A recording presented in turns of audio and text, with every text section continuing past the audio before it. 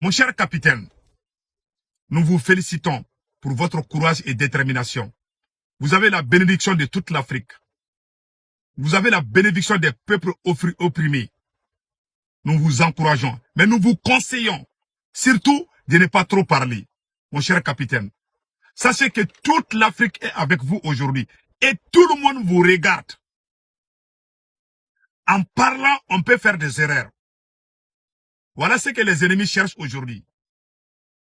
Aujourd'hui, vous êtes rentré dans l'histoire. Et ce que vous avez dit, que vous allez travailler avec plusieurs partenaires, je préfère que vous vous méfiez des interviews.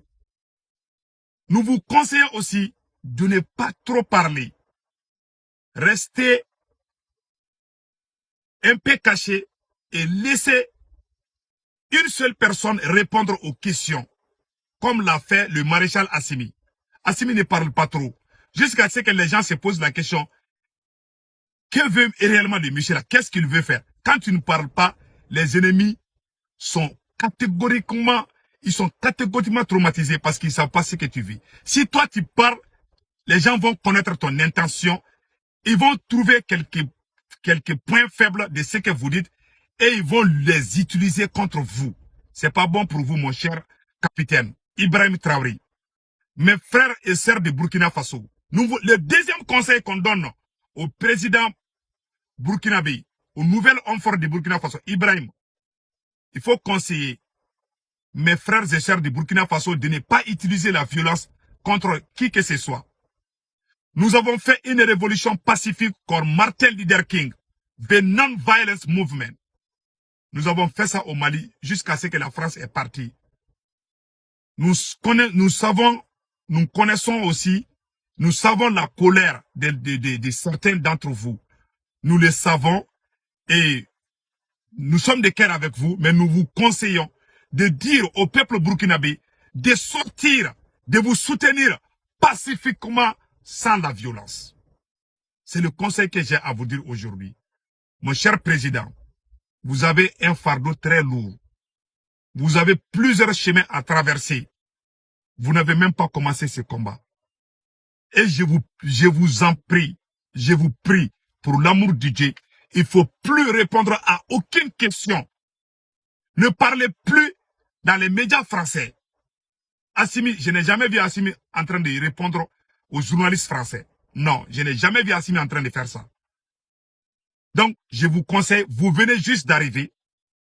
Le pays est vraiment dans une situation très délicate, très difficile, où 40% du territoire burkinabé est occupé par les terroristes. Vous avez une tâche très lourde. Vous avez un boulot à faire. Et le peuple burkinabé est avec vous. Mais ne parlez pas trop, s'il vous plaît. Il faut aussi dire aux Burkinabés, c'est pas vous, hein.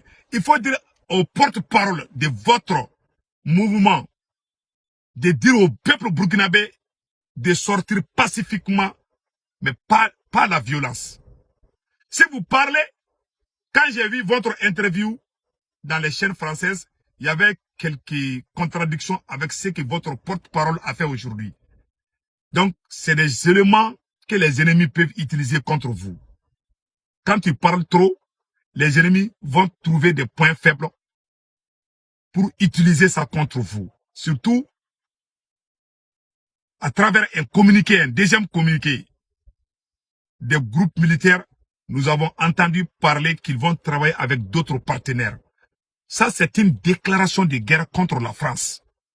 Préparez-vous. Le Mali, jusqu'à présent, est en train vraiment de résister. Mais nous sommes de cœur avec le peuple burkinabé. Mais nous conseillons aux nouvelles hommes forts de ne pas parler pour faire plaire à la France. Sinon, le peuple